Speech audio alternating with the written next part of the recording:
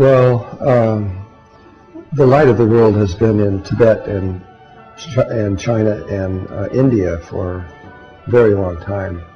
That has been shifted into South America, and so South America is going to be the new Tibet of the world. And not all of it, but it's actually centered in a place in northern Chile, but it encompasses a huge area of South America. We've, from what the indigenous people from all over the world, not just ones that we're familiar with, but from all over, they're in agreement that we have entered into a unique and special time in the history of the world. And it's a time where we are about to move from one way of being into a completely different way of being. And we can't see that right now. I mean, we can hint at it, we can feel, we can see that there is tremendous change happening around us. But the kinds of changes that are about to occur, they will be rather surprising to people because they have a different kind of nature this time we're running into. It has a nature where the old ways, the ways that we're used to and are familiar, begin to dissolve away in ways that are somewhat disconcerting. At the same time, new ways begin to replace them that are very refreshing because they're loving, they're kind, they're easy. They're the kinds of thing mommy does to a child, you know, and the ideas that we have held, for example, Star Wars, where we have the concept that the universe is fighting with each other, we're going to discover this isn't true. That actually the universe is a living being, and it's conscious, and it's very old, and it cares about itself in lots of ways. And so, like I said, the ideas of Star Wars are just really a mental fear of humans. In truth, the universe really does everything it can to help each other. And we're entering into a time where that's going to become obvious. Where it looks helpless, we're going to find support. And where everything just looks like there's just no way out, we're going to find the way out. We're going to see the light to go through it. And so it's a time of great hope that we're entering into. The Mayans specifically, when they talk, that they call this time the end of time, because it's the end of a very long cycle, and it's the beginning of a new cycle. It isn't like everything just comes to an end. It's just the end of one cycle and the beginning of the other. But it depends on which part of the cycle the Mayans are talking about. If they're talking about the old part of the cycle, which is what we're familiar with, it's the banking systems, the religions, the governments, and all this kind of stuff, that's going to become extremely unstable. And if they're correct, it's going to break apart completely and dissolve away. But in its place is a brand new way of being, a way that we haven't seen on Earth in almost anybody's lifetime in a long, long thousands and thousands of years, where fear goes away. We are about to be into polarity, and the ideas of good and evil, the entire structure of what good and evil means, which is much more complex. If you look at the idea of good and evil, or good and bad, no matter what polarity you think of, you'll also see that there's a third one. So if you get hot and cold, there's warm. If you go up and down, there's the middle. If you go the sun and the earth, there's the moon. If you go male and female, there's child. On and on and on. Our time is past, present, and future.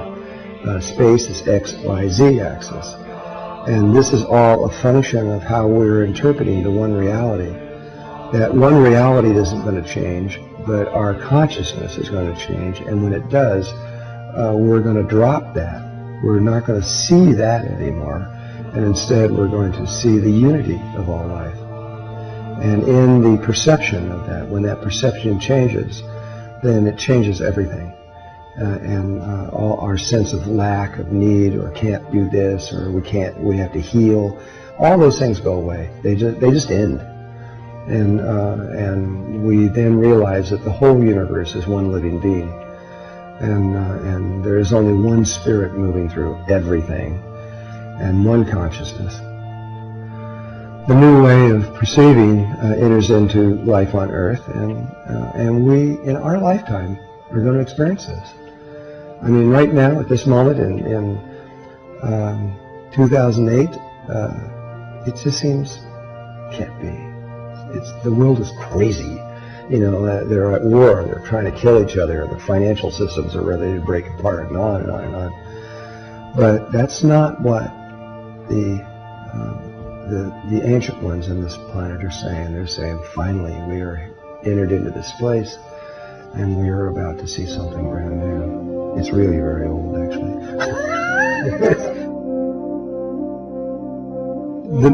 It isn't that there is a mission. It isn't that there's really anything to do. It is about transformation, and it's vibration, it's beingness rather than doing. Doingness is, or having to do or having to accomplish, is part of polarity consciousness. But we're going to enter into a state soon, and we have actually already entered into it. We just aren't. It's still a baby. It's still growing. But the very idea of needing to do something in order to accomplish something, or that we need something because we feel like we lack it, just will be obsolete, and those ideas won't even enter into us, because we will have the ability to achieve anything instantly on any level of existence imaginable. We are about to gain control of the dreaming state of the heart, and that is the place where creation took place in the first place. We think that we're living on a planet that's floating around the sun. It isn't true. There is no planet and there is no sun. There isn't anything. It's just pure consciousness and nothing more. And the images that we are looking at, the stars, the planets, and the moons and everything, are really a dream that it was created in the heart a long time ago. And when we enter back into the state of the living heart, we begin to dream the way we did millions of years ago, we'll realize that we can just change anything. In the beginning, when that takes place, it's funny because people get excited about it, actually, because usually what happens, because we've watched this on other planets and other places and other times, is that they go, oh, wow, and they start fixing everything in their body, and they heal everything, and then they give themselves all kinds of money and everything they think they need, and then they realize, well, there's more than that, and all those things kind of go to the wayside, and then they begin to, another thing they do is make themselves very beautiful, because you can change anything in your body. It's just an image. Eventually you come to the place where you realize there's a lot more, and that's when the new cycle really begins. It's a journey. It's a journey that's really, we're in the past of this journey. It's already happened. And what life is about to do is something that is never done before, ever. It's the first time ever since the creation of this, is that it's decided to speed things up. And so instead of taking millions of years to make these different levels of steps, they're going to be done sometimes in minutes. And we're about to go like the speed of light through evolution, and up through many, many levels that takes really billions and billions of years normally to achieve. And we're going to reach this very quickly. In fact, experientially, about 2 years. It would normally take at least 10, 15 billion years to get there.